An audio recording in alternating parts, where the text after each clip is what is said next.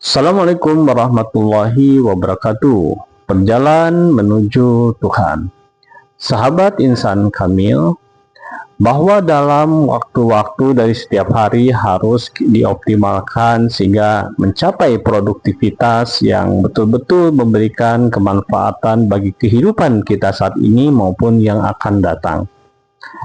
Bagaimana cara mengatur agar hari-hari ini dapat optimal oleh kebaikan, sehingga tidak satu saat pun yang tidak bernilai ibadah, yang tidak satu saat pun apa yang dilakukan menjadi kesia-siaan, karena setiap detik yang berlalu itu tidak akan pernah kembali. Dan detik-detik yang berjalan sekarang merupakan butiran-butiran dari mutiara yang tak ternilai harganya.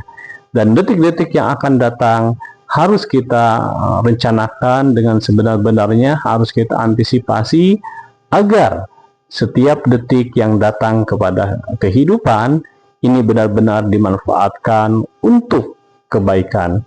Dan tentunya ketika seseorang bisa mengoptimalkan kebaikan di setiap waktunya, maka beruntunglah orang tersebut.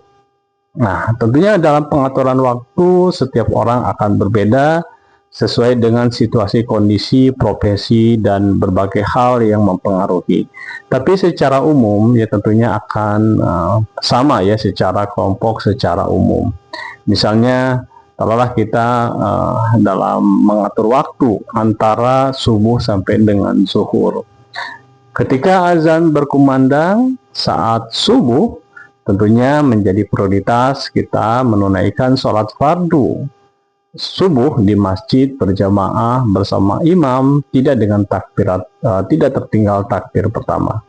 Kemudian setelah ba'da subuh kita perbanyak zikir, perbanyak doa dan tafakur sampai dengan terbit matahari. Ini jika memungkinkan, jika waktu kita memungkinkan dengan space waktu ketika akan bekerja tentunya. Kemudian kita lanjutkan ya, setelah matahari terbit kita tunaikan sholat isyraq, tentunya setelah waktu haram berlalu. Setelah itu apa ya, kita bisa sarapan ya, makan pagi, mempersiapkan bekerja. Nah setelah itu ya apa yang harus kita lakukan? Ada berbagai macam kemungkinan. Yang pertama, kalaulah kita seorang pekerja, maka bekerja ini menjadi hal yang utama, karena dengan demikian kita menafkahi diri, keluarga, dan memberikan kemanfaatan bagi orang lain.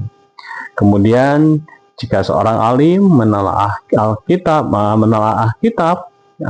berbagai macam pengetahuan dengan berbagai macam media, ini pun merupakan pekerjaan utama.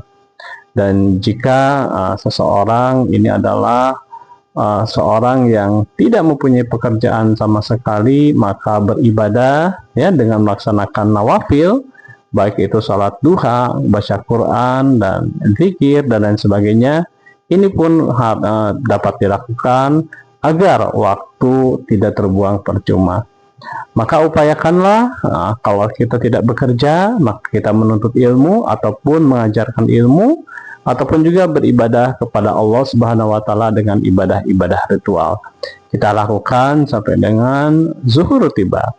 Dan tentunya setelah zuhur dilanjutkan dengan aktivitas yang lain. Demikian sahabat insan kamil, sekelumit bagaimana kita mengoptimalkan waktu antara subuh dengan zuhur. Ini adalah sebagai contoh saja.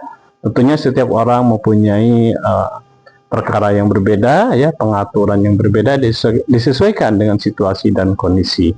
Subhanakallahumma wabihamdika, asyhadu an la ilaha illa anta, astaghfiruka wa atubu ilaik. Assalamualaikum warahmatullahi wabarakatuh.